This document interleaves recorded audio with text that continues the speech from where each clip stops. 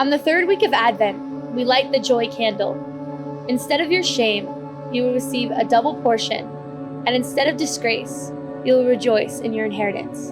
Isaiah 61. Choose joy. What would joy look like in the midst of a struggle?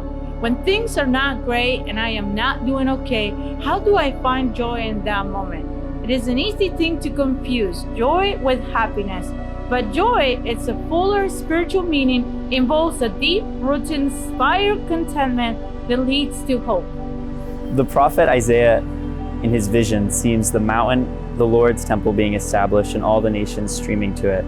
In the biblical imagination, this is not simply a statement of power or influence or authority, but rather this is a statement of joy and peace and prosperity. This is the renewal of Eden, God's holy mountain, where the presence of God meets the reality and life of humanity. This is the promise. This is also our current reality. To choose joy in the face of hardship and struggle is to recognize that while imperfect, we are created and are being recreated into the image of God and into His thriving holy life. This is the root of joy. This is how, in moments of struggle, we can confess unhappiness and pain and yet still declare joy in the Lord. In the depth of darkness, I choose joy.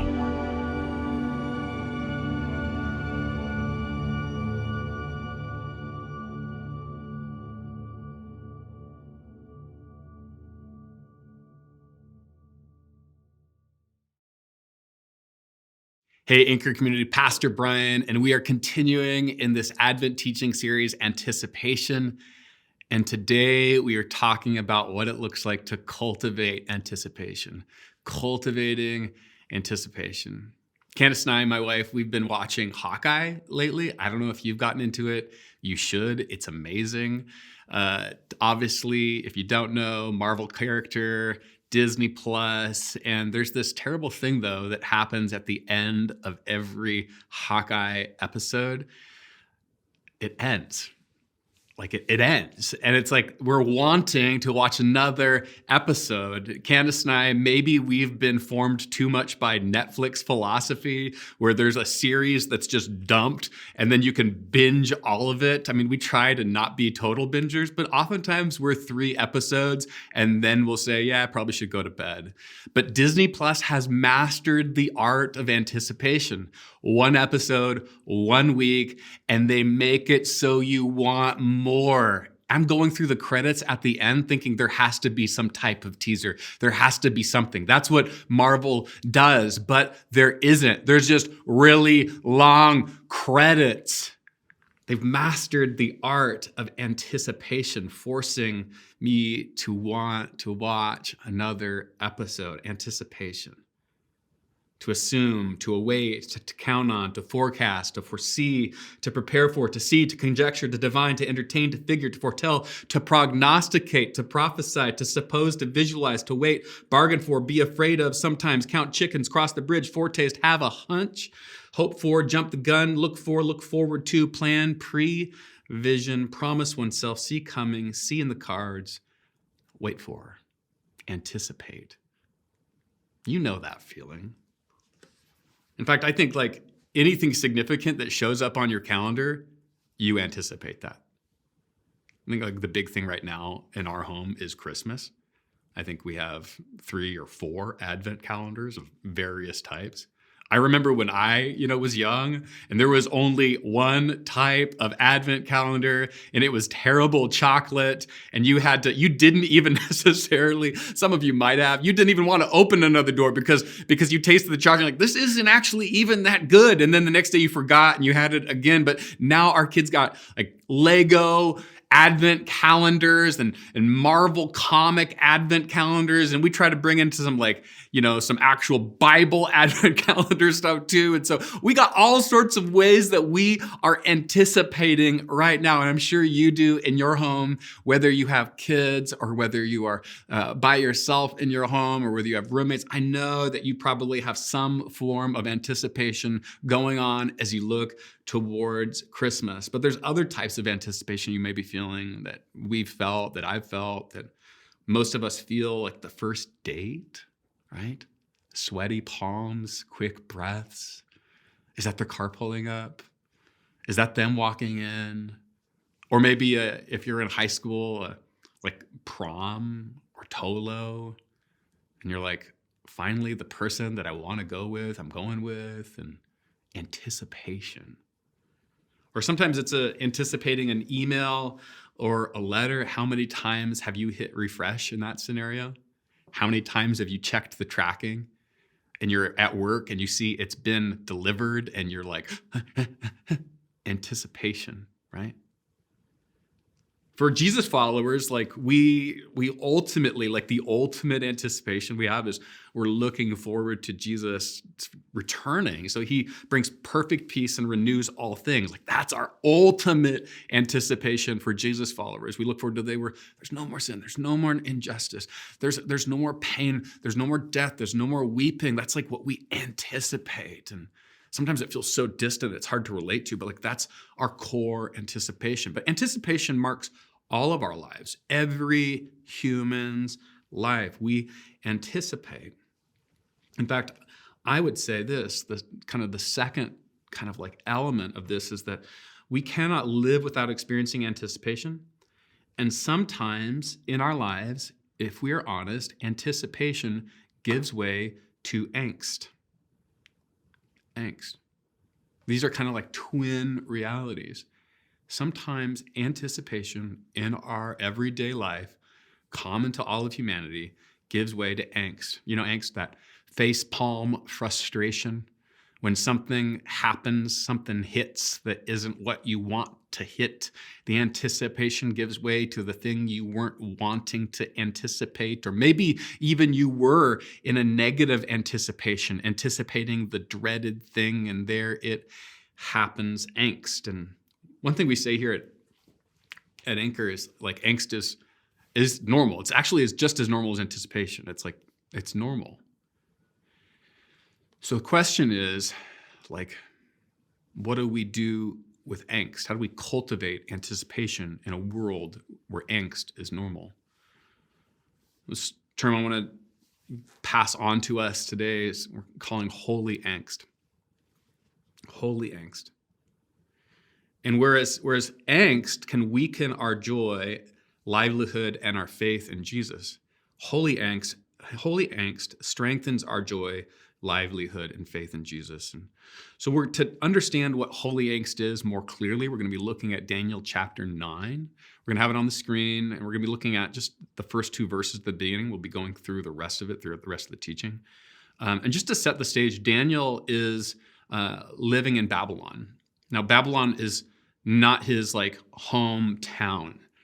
Babylon is the place he's living in exile. And he's living there because Israel has been taken from the Babylonians or from the Assyrians and brought into their land and kind of ravaged, taken over. So Daniel's finding himself in exile, away from his homeland. And what's clear is that he's been studying scripture. If you're familiar with the book of Daniel, you know he's a person who's devoted to God. Even while he can't go to temple, he's praying, he's reading scripture. And just before we get into the passage, I just want to say that this passage, chapters 9 and 10, which is kind of one unit, is probably one of the most complex, or I should say, has some of the most complex Bible verses in all of scripture. So we're not going to be wading into those very deep waters that are found in kind of towards the end of chapter 9 and in chapter 10, but we want to resource you to help you understand them. So if you want to fill out a connection card, if you want to understand kind of what Anchor sees as like the correct reading of some of these passages, just fill out a connection card and we will get some great Bible resources to you to help you understand these complex passages in the end of chapter 9 and chapter 10. But all that said, we'll pick it up in verse 1 of chapter 9, and it says, In the first year of Darius, son of Xerxes, a Mede by descent, who was made ruler over the Babylonian kingdom, in the first year of his reign, I, Daniel, understood from Scripture, according to the word of the Lord given to Jeremiah the prophet, that the desolation of Jerusalem would last 70 years. Okay. So again, we're talking about holy angst. And one of the things that we see right here at the beginning is that Daniel's in a place of angst.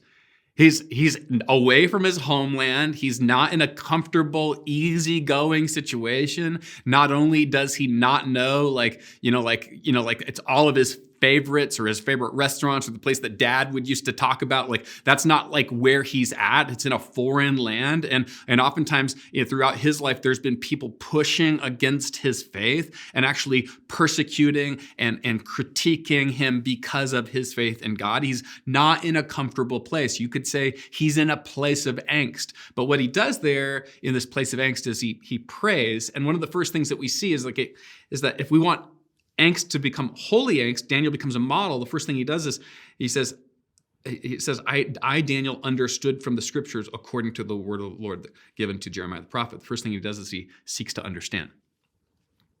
He's in a place of angst, and in that place of angst, he seeks to understand. See, when we're in a season of angst, it is tempting to write the story according to your frustration and pain. This is pointless. I'm done. This is annoying. I'm checking out. This is uncomfortable. And we move towards either checking out of the relationship, of the community, of the job, of the whatever arrangement. Or we move to maybe not checking out of it, but just coping with it through some type of destructive or corrosive coping mechanism. What Daniel does in his moment of angst is not those things. Doesn't check out, doesn't cope in an unhealthy way. He seeks to understand God. Like, what's going on? He wrestles with it. He engages. He leans in, as Matt mentioned last week. And it says he understood from the scriptures. The scriptures there just means writings. And it's like the inspired Bible for Daniel included at this point the writings of Jeremiah, who was a prophet who predicted and looked towards the inevitability of the exile for the Jews. And Daniel's like, I'm in this place of angst. I'm wanting to understand and I'm wanting to press in. I'm wanting to not cope or check out. And so he understands from the scriptures that this is going to be a longer period of time than just kind of like 3 weeks and then we're back to normal. It's going to be time. It's going to be decades. It's going to be generations. This exile thing is going to go on. He understands. It's the first thing that we do when we want angst to become holy angst. We have to seek understanding. Not check out, not unhealthily cope. But God, what are you doing in this moment? I'm feeling this angst. I'm feeling this challenge. This is uncomfortable. God, what are you doing? Now, it's important to know, like, our understanding is both never perfect and it is always enough. I'm going to unpack that a little bit. Paul, writing in 1 Corinthians chapter 13, verses 12, he says, "For now we see only a reflection as in a mirror." Now, think about, like, the first century. They didn't have great mirrors. You couldn't just pull out your iPhone and be like, reverse camera, and all of a sudden you're looking at yourself, like, look good or don't look good. Work on that. Like, that wasn't an option in the first century. What was an option in the first century is that there was glass that was painted black and it was very imperfect. The mirror image was oftentimes foggy and unclear, and you could almost, like, there's this faint reflection. They didn't have the ability of a very clean, pure looking glass or a nice iPhone. That wasn't an option. So when Paul says reflection as in a mirror, there's fogginess, there's a lack of complete clarity. And what Paul's saying is now we see our understanding is like that sometimes. Then we shall see, he's saying eventually when Jesus returns, makes all things new, then we will see face to face. There'll be no foggy, imperfect mirror that's offering us understanding, but there'll be face to face understanding. Now we know in part, then we shall know fully, even as we are fully known. This picture of relational reciprocity between God and humanity, fully known, know fully. But Paul says we're not there. We don't fully understand. We don't totally get it. And so the first part, when we're in our moment of angst, we shouldn't expect perfect understanding. When we're seeking understanding, we can't have perfect understanding in this particular side of eternity. So while our understanding is never perfect, it is always enough. So this is the tension. This is the part that requires faith. It's never perfect, but it's always enough. We know from Scripture that God is good. We know from Scripture that God is merciful. We know from Scripture that God will use like even the most challenging parts of our life, that parts that elicit even tears and transform them into gemstones. He'll turn times of weeping into times of rejoicing. He'll turn promises into places where we never thought something could happen there. We know that's true. We understand imperfectly, but we understand enough. And so in holy angst, we seek to understand. We don't cope. We don't corrosively go off towards something to take the edge off. We don't check out, but we seek to understand, God, what are you doing in this angst? I believe that however you're working, it will shape me and form me, help me to understand, not perfectly, but enough to keep going. And then the second way that angst becomes holy angst is seen in verse 3, where it says, "So I turned to the Lord God and pleaded with him in prayer and petition and fasting and sackcloth and ashes."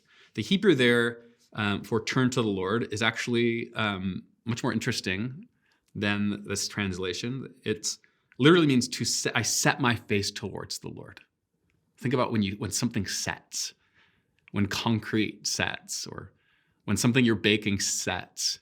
It means it's not going back to its previous state. It's not compromising. It's not going back to what was. It has set. It is resolved. This is what Daniel's saying. He goes, I set my face towards the Lord. I understood. Now I'm setting my face towards the Lord. I'm not going back to my place of not understanding. I am going forward and setting my face towards the Lord. He says some things. He goes, I prayed. I engaged in petition, which means I asked things of God. I fasted. I got in sackcloth and ashes. I don't know how many of you have recently got in sackcloth and ashes, but this is the level of Daniel's face setting towards the Lord. And it just means in Daniel's time, it means like he's grieving, he's wrestling, he's experiencing the full weight of the challenge of this moment. And we'll go into more of that in a bit. But here's the thing that it's important for us to know is that you can seek to understand, but then inactively sit on that understanding, right? You can I'm in a moment of angst. I'm in a moment of challenge. Okay, I got to understand what's going on. God, what are you doing? He might give you insight, and you're like, don't really like that insight. Would prefer that it would not be 70 years. Could we make it 5? I'll give you 3, God. Could I bargain with you a little bit? And God's like, it's 70 years. When we have understanding, sometimes we can sit on an understanding. And when we sit on understanding without pressing in, without setting our face, the understanding always grows stale. And the angst never becomes holy angst. And we kind of live in this middle ground of compromise. For angst to become holy angst, we have to move from seeking understanding to setting our face. To setting our face. You know, Daniel does some things as he sets his face that, people watching him might be like, dude, that's intense. But here's the thing. Anytime you set your face to something, you do something. You engage in a way of life that is not completely understood to people that haven't set their face. For a long period of my life, running, it's still a big part of my life. You could say for a long period of my life, I had set my face towards running. Running was something I did competitively. It was something I did collegiately. It was something I loved to do. So I would regularly wake up 6 a.m. It's pouring down rain. It's -7 degrees out. And what do? I'm going to go for a run. Later in the day, somebody would ask me, how was your morning? I got up early. I went for a run. They're like, you are stupid. It was pouring down rain. How come you just didn't enjoy a nice cup of tea and the heating that happens when you live indoors? What are you doing? I'd set my face. I'd set my face towards a certain way of life. And here's the thing, Jesus invites us in our moments of angst to not just seek understanding, certainly that, but to go forward, to set our face, to engage in certain practices of devotion to Jesus that shape our understanding into a way of life. This is what we see with Daniel. Here's the principles. When you set your face, you behave in a way that not everyone understands, but when you set your face, you gain insight that only those that set their face have. Here's the principle again. Angst without seeking to understand and setting your face always becomes apathy, anger, or apprehension. I want to say that again. It's important for us to get. Angst without seeking to understand and setting your face always becomes apathy, anger, or apprehension. So if you sit in a moment of angst, maybe even you try to understand, God, what are you doing in this moment?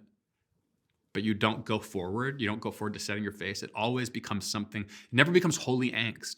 It never becomes purified. It never becomes transformed. It becomes anger, like I'm angry at the situation. I'm angry at that person for maybe contributing to causing this situation. I'm apathetic towards any possible positive thing happening from this particular situation, or I'm apprehensive. I can't go forward because I know what life is marked by. It's marked by challenges and trials. Look at the angst in my situation right now. I can't go forward. It's either anger, apathy, or apprehension. But when you seek to understand and you set your face upon God, the anger, apathy, and apprehension goes away. And the angst becomes holy angst. Like if we microscope on this more with Daniel, we see that he engages with what I'm calling pressing in prayer. Like he describes it there as he set his face, like he's pleading, he's praying, he's petitioning, he's pressing in. But then we see his pressing in prayer as the passage goes along. We see what it looks like for him to set his face. He gives us a template. Verse 4-6 says, Lord, the great and awesome God, who keeps his covenant of love with those who love him and keep his commandments, we have sinned and done wrong. We have been wicked and have rebelled. We have turned away from your commands and laws. We have not listened to your servants, the prophets, who spoke in your name to our kings, our princes, and our ancestors, and to all the people of the land. First thing we see in this template of really what you could say is of pressing in prayer is there's this honest owning of sin. Sin, you could say, is like a cultural swear word, right? It's not a word that you often use at your local coffee shop with your barista, right? It's not something that comes up kind of like quickly in conversation outside of this community of Jesus followers. It's something that a word that we've forgotten about. But it's interesting, even while it might be considered a cultural swear word in our moment, the word sin, or the concept at least, still very much exists. Think about just in the liberal stream of things, there is very much morality and there's very much still sin. But usually it's connected to systematic issues or public issues, right? So sin could be saying something to do with not caring for the environment, or something to some type of systematic, social, economic, racial issue. That would be more the liberal progressive side. The conservative side would be more of the personal and private morality, right? Personal issues and private morality. So liberal sin is connected to the things that are bad that you do relating to public and social issues. And conservative sin would be more the private, personal issues. It's interesting, Scripture doesn't fall into just one of those biases. It sees holistically the real nature, all-encompassing nature of sin as it relates to our everyday life. And Daniel articulates this. It's fascinating. He repeats this word "we" a lot. Now, this is important for us to understand. he was not immediately connected to the reason why Israel's in exile. When you read the scriptures, Deuteronomy to the prophets, the reason why Israel they were going to go in exile is if they didn't listen to what God was saying. And what God was saying is, don't commit idolatry, don't worship idols, and care for the poor. You could say there's a personal spiritual reality of like who you worship, and there's a public social reality of how you live with those that don't have resources, that are marginalized, that live on the outskirts. And for Scripture's like both of these things are concerning to God. Your personal spiritual life and the worship of idols or the worship of Yahweh, and the social life, are the poor cared for. It evades just the liberal bias or the conservative bias. It says both things are about righteousness. Both things can bring shalom. And the stepping away from both things brings exile and is in fact sin. And so Daniel says, he says, I've been in this system where Israel didn't worship God like it's God asked. And I've been in this system where the poor have been kind of uncared for. He owns it. He's like, I've been a part of this thing. I want to take responsibility for my ancestors, for my part in it. He just like owns all of it. It's fascinating to me. He doesn't give in to any of the current biases across the spectrum. He lets Scripture define the terms. And he doesn't hide it. He doesn't rationalize it. He doesn't minimize it. He fully owns his part, his ancestors' part, and the reality of it. You could say the first part of pressing in prayer is just being real about areas in your life that are not like maybe where you want them to be or what God asks of you. And just owning that. Is there an area of my life where like I haven't like there's a gap between where I am and where I want to be or where God is asking me to be? You might begin your pressing in prayer just by like acknowledging that. But here's the next thing that's equally important. There is this clear focus on God. In fact, the very first part of the verse is, Lord, the great and awesome God who keeps his covenant of love with those who love him and keep his commandments.